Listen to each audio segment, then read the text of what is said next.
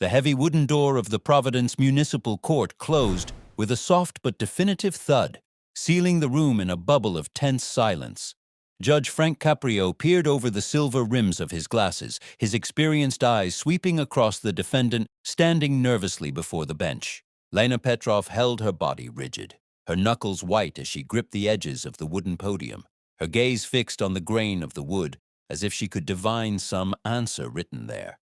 The stale, recycled air hummed with the quiet expectation of consequence, a feeling familiar to every soul in the room. He adjusted the single sheet of paper before him, the official record of her transgression. "This is a citation for speeding." His voice was calm, measured, cutting clearly through the stillness. "It states that on the morning of October 12th, your vehicle was recorded traveling at 38 miles per hour in a 20-mile-per-hour school zone." He let the numbers hang in the air, their implication clear. The prescribed fine was $120, a sum that seemed to land on the woman's shoulders with a physical weight. The woman, Lena Petrov, managed a weak, almost imperceptible nod.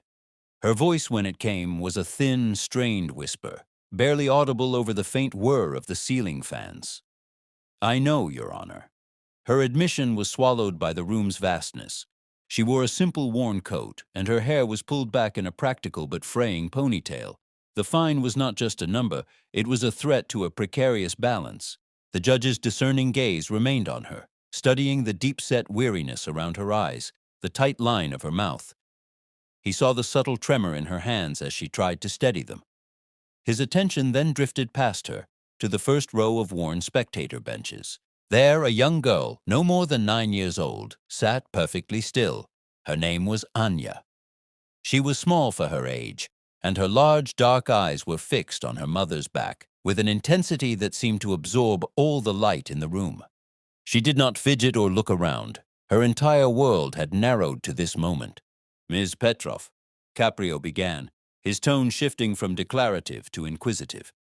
It was not an accusation, but a key searching for a lock. "The purpose of a school zone speed limit is non-negotiable. It exists for the singular safety of children. It is a protective measure, not a gentle suggestion." He paused, allowing the fundamental truth of the law to settle in the quiet room. The safety of children like the one watching from the benches. "I understand, Your Honor," she repeated, her voice gaining a fragile shred of volume, though her eyes remained downcast, as if she were ashamed to meet his gaze. She was accepting blame but offering no explanation. It was a dead end. Caprio leaned forward on his elbows, the black fabric of his robe stretching taut. His voice softened a fraction. Yet the pressure in the room seemed to intensify, focusing like a beam of light on the woman at the podium. "Tell me what happened that morning. The whole truth, please. I am listening." He was not asking for a plea. He was asking for a story. Lena took a sharp, shallow breath, the kind that catches in a chest tight with anxiety. She finally lifted her head, and the overhead lights caught the unshed tears glistening in her dark eyes. "It is my fault. I accept that. I was behind the wheel. I was driving too fast." The statement was a shield, a prepared confession meant to end the inquiry. But her eyes betrayed her, flickering toward her daughter for a fraction of a second. But the judge's perceptive eyes had already seen the deeper story. He had noted the way the girl Anya watched her mother not with childish boredom, but with a palpable, fearful anticipation. He saw the unspoken communication of guilt and worry that passed between them in the tense set of their shoulders. The real offense was not neatly printed on the traffic citation in his hand. It was something else entirely, something raw and human, hanging heavily in the air between this mother and her daughter, a silent burden they carried together into his courtroom. The law had been broken, but a heart was also breaking, and he needed to understand why. Judge Caprio settled back into the high-backed leather chair, a deliberate movement that signaled a shift in the proceedings. He was no longer just an arbiter of traffic law. He had become an investigator of a deeper truth. He kept his focus entirely on Lena Petrov, his expression neutral but intensely present. The courtroom waited, sensing the shift from a routine case to something more profound. "Ms. Petrov," he said, his voice resonating with a quiet authority that demanded candor. "The camera records speed, it does not record reason. I need you to be completely honest with me now. Why were you speeding? What was the circumstance that led you to exceed the limit by nearly double in a place designed to protect children?" He framed the question not as an attack, but as an invitation to unburden herself. He was giving her a chance to explain the pressure that led to the mistake. A single traitorous tear escaped the corner of Lena's eye and traced a slow, clean path down her cheek.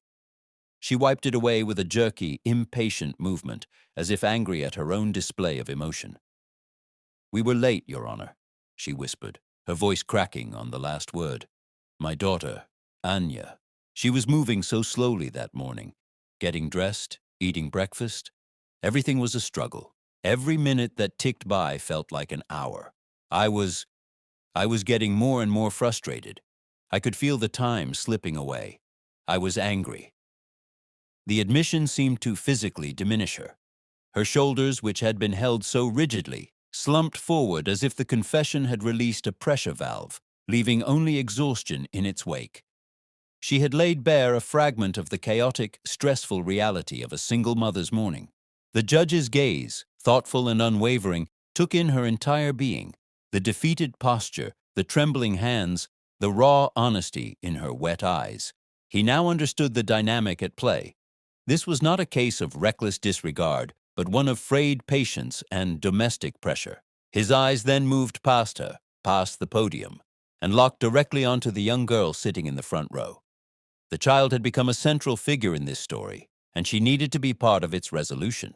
"Anya," Judge Caprio said, his voice firm but not unkind. It was a tone that brooked no disobedience, yet was devoid of malice. "Can you come up here next to your mother, please?" The request, simple on its surface, sent a ripple through the room. All eyes turned to the small girl. The child, Anya, flinched as if touched by a live wire. Her small body went completely rigid. Her wide, fearful eyes darted first to her mother's back, seeking guidance or protection, then back to the imposing figure of the judge. He was a giant in a black robe, a figure of ultimate authority. She was paralyzed, a small creature caught in a sudden, terrifying spotlight. The low murmur of the courtroom, the shuffling of papers, the coughs from the gallery, it all ceased, and every eye turned to watch her. The silence became a heavy blanket, smothering all sound. "Come here, please," the judge repeated, his tone leaving no room for refusal, yet his gesture was an open-handed wave, an invitation to step forward. He was patient, but he would not be ignored. Slowly, mechanically, Anya pushed herself up from the hard wooden bench. Her small frame seemed to shrink even further under the unforgiving brightness of the courtroom lights. She walked with hesitant, shuffling steps, each one an effort, her sneakers making soft scuffing sounds on the polished floor that echoed in the silence. She seemed to be walking for an eternity. She arrived at the defendant's podium and stood beside her mother, close enough to touch, but she did not look at her. She stared fixedly at the dark, polished wood of the judge's bench as if it were a great, insurmountable wall. She was trying to be brave, but her entire body was a testament to her fear. The space between mother and daughter was a matter of mere inches, yet it felt like a chasm filled with unspoken words and shared anxiety. Lena risked a glance at her child, her expression a devastating mix of profound love and acute shame. She wanted to reach for her, to pull her close, but the formality of the court, the weight of the judgment, held her back. They were together, yet isolated in their separate struggles. Caprio observed them both, this pair united in their distress. The mother, visibly burdened and now crying softly. The daughter, a statue of apprehension, her little hands clenched into fists at her sides. The official charge was speeding, a simple infraction. But the true case, the human case of pressure, sacrifice, and unintended guilt, was unfolding in real time right before him. He knew he had to navigate this delicate situation with immense care, for the gavel in his hand felt heavier than it ever had before. He was no longer just judging a traffic ticket. He was stepping into the middle of a family's life.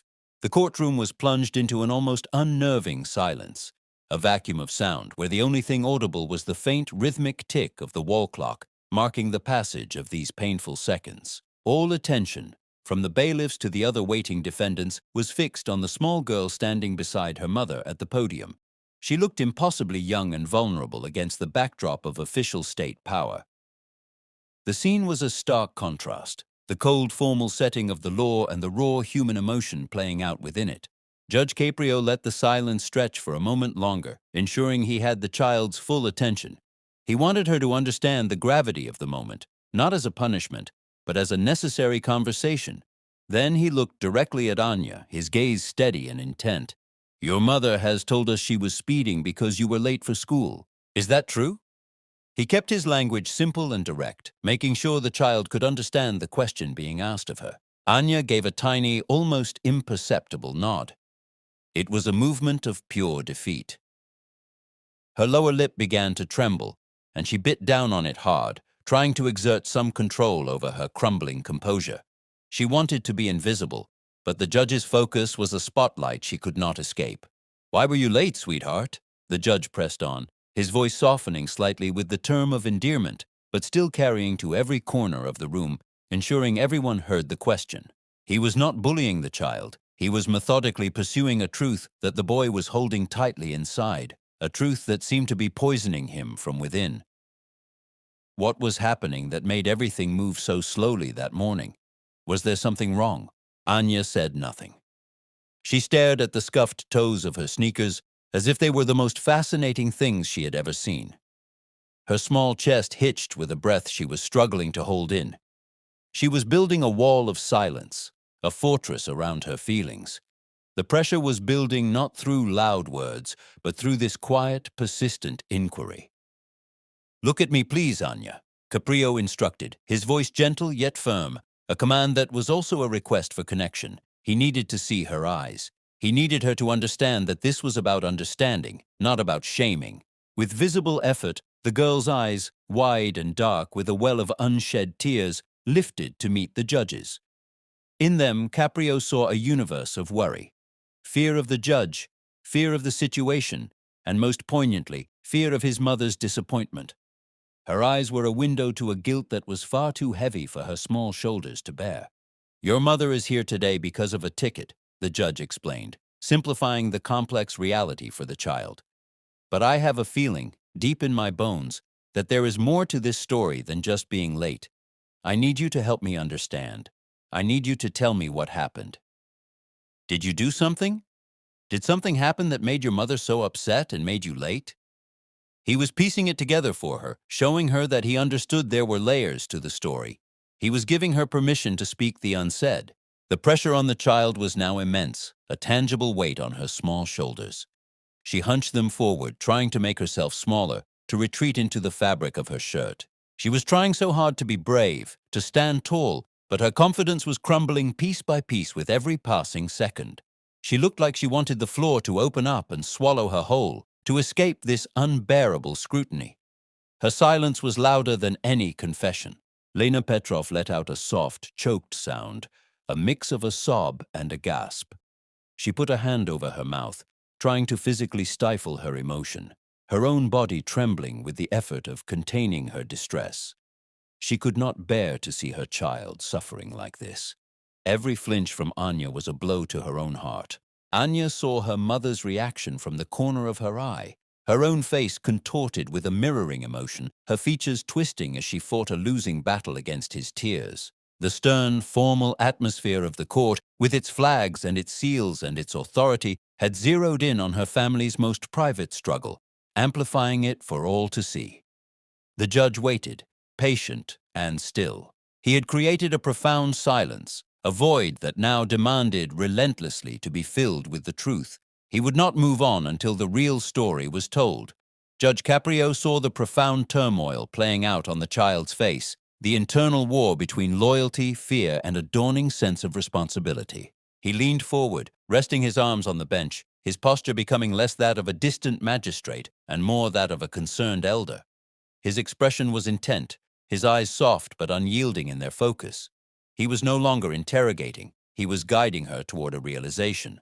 "Anya," he began, his voice dropping to a more conversational yet still resonant tone. He wanted to talk with her, not at her. "Your mother, she works very hard, doesn't she?" He was starting with a simple, undeniable truth, something they could both agree on. The girl nodded, a quick, jerky motion. The tears that had been pooling in her eyes now overflowed, spilling down her cheeks in silent, hot streams. She made no move to wipe them away. The simple acknowledgement of her mother's effort was the key that began to unlock her emotions. I imagine she wakes up very early, even before the sun is up, the judge continued, painting a picture with his words, making the invisible sacrifices visible. He was building a narrative of love and labor. She gets your clothes ready, she makes your breakfast, maybe packs your lunch. She makes sure you have your homework, your backpack, she drives you all the way to school, and then, after she drops you off, she doesn't go home to rest, she goes to her own job, is that right? With each sentence, he added another layer to the portrait of her mother's daily life, a life of constant, selfless giving. Another nod, more vigorous this time, as if the girl was desperate to confirm the truth of his mother's efforts. A small, choked sob escaped her throat. The facts were undeniable, and with each one, the weight of her own actions that morning felt heavier. Your mother makes sacrifices for you, Caprio said, his words measured, heavy, and deliberate, each one landing with the weight of a stone in still water. Every single day, she puts your needs before her own. She does it all because she loves you. That is what parents do. They sacrifice for their children. He was defining the words sacrifice and love for her in the most concrete terms possible. He was connecting her mother's stress to a foundation of profound love. Lena Petrov could no longer maintain her composure. The judge's words were a mirror held up to her life, and the reflection was both validating and heartbreaking. She was now crying openly, her body shaking with quiet, racking sobs. She did not look at her son or the judge. She stared down at her own hands, clenched so tightly on the podium that her knuckles were bloodless, as if she were clinging to a cliff's edge. She was feeling seen, perhaps for the first time in a long time, and it was overwhelming. The judge slowly turned his attention to her. "Ms. Petrov," he said, his voice gentle but persistent. He needed to make the sacrifice tangible for everyone in the room. "What is it that you do for work? How do you provide for your family?" Through her tears, she answered, her voice broken and thick with emotion. "I am a cleaner. I clean offices," she managed to say, her shoulders slumping further with the admission. She took a shuddering breath. "At night, after I pick up Anya from school, I clean empty offices until late." The image was stark, a mother and daughter moving through a dark, silent building after a long day. "You work long hours," Caprio stated. It wasn't a question, but a confirmation of a reality he saw every day in his courtroom. He was ensuring the child and the court understood the full scope of the exhaustion. "Yes," she whispered, the word barely audible. "Very long hours. It is tiring." The judge let this new information settle in the silent room. He then looked back at the girl, his gaze holding Anya's. He let the detailed picture of his mother's sacrifice, the early mornings, the physically demanding work, the tired nights, the unwavering dedication to both her daughter and putting food on the table, hang in the air, a tangible, exhausting reality. The weight of it all, of this understanding, seemed to press down physically on the small girl, bowing his head further. The frustration of that morning was now reframed not as her mother's anger, but as the breaking point of a woman carrying an immense load. Anya's composure, what little she had left, finally shattered. The dam broke. The understanding of her mother's love and sacrifice, contrasted with the memory of her own slow defiance that morning, was too much to bear. Quiet, heart-wrenching sobs shook her small frame. The sound was sharp and piercing in the profound silence of the room. The emotional pressure, built carefully and deliberately through questions and revelations, had reached its absolute peak. The confrontation was over. The realization of his mother's immense love and struggle had hit its mark, not as a rebuke, but as a profound, life-altering truth. The truth had been found not in a confession of wrongdoing, but in a cascade of tears. Mother and daughter stood weeping together at the podium, a united front of shared sorrow and dawning understanding. The courtroom was frozen in time, a collective witness to this raw, deeply private moment that had unfolded on a public stage. There were no dry eyes in the gallery. The universal themes of struggle, love, and regret had transcended the specifics of the case. The air was thick with a shared humanity. Judge Caprio's face, which had been a mask of judicial inquiry, now softened around the edges, revealing the compassionate man beneath the robe. Yet his tone remained grounded, serious. He looked at the girl, his voice low but clear, a final nudge toward healing. "Anya," he said, "looking at your mother, seeing how hard this is for her, do you have something you want to say to her?" It was an invitation to bridge the gap that had been between them since they entered the courtroom. The child, as if moving through deep water, turned his small, tear-streaked face toward Lena. His entire body trembled with the force of his emotion. He took a ragged, hiccuping breath, his lungs fighting for air. He looked at his mother, really looked at her. Perhaps for the first time that day, not as the source of authority or frustration, but as a person, tired and human, and loving him beyond measure. In that moment, she was not just his mother. She was a woman who worked until she was exhausted for him. "I'm sorry, Mama," he whispered, the words choked and thick with a sincerity that could not be feigned. "I'm so sorry." It was not a simple apology for moving slowly one morning. It was an apology for all of it, for the struggle, for the stress, for the long hours she worked, for every time he had not listened, for not seeing the weight she carried every single day for him. It was an apology for taking her sacrifice for granted. Lena Flores broke completely. A sound, half sob, half cry of relief and love escaped her. She reached out, her arms enveloping her son in a tight, desperate, all-encompassing embrace. She buried her face in the fabric of his jacket, her shoulders shaking uncontrollably. She held him as if she could absorb all his guilt and fear into her own body, as if she would never, ever let go. All the morning's frustration, the fear of the fine, the exhaustion of her life melted away in that instant, leaving only a powerful, primal, protective love. The chasm between them was gone, filled by this powerful, wordless act of forgiveness and love. Judge Caprio watched them, his own expression one of deep, sober thought. He gave them a long, uninterrupted moment, allowing the healing power of that embrace to fill the room and become the new truth of the case. The courtroom remained a sacred space, holding the sound of their quiet, mingled crying, a sound of release and the beginning of forgiveness. This was the resolution he had been seeking. He then looked down at the traffic citation, the original reason they were all here. He picked up the single sheet of paper, the symbol of a broken rule. He looked at it for a long, contemplative second, as if weighing its importance against everything that had just transpired. The law had been broken, but a far greater healing had occurred. Then, with a decisive movement, he reached for his stamp, the instrument of his authority. He pressed it firmly onto the paper. The sound of the impact, a solid, definitive thwump, echoed in the quiet room, signaling a finality. "Case dismissed," he said, his voice clear, resonant, and final. He did not smile. He did not offer a sentimental lecture or a trite moral. The lesson had been lived, not taught.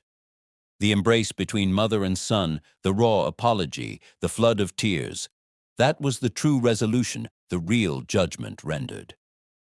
The gavel did not need to fall. His decision to dismiss the charge was his final, silent message. Some things are more important than fines and rules. The courtroom seemed to exhale collectively, the spell broken, but the powerful image of that embrace would stay burned in the memory of all who saw it, a poignant reminder of the complex human stories hidden behind every case file. Justice had been served, but it was a justice of the heart.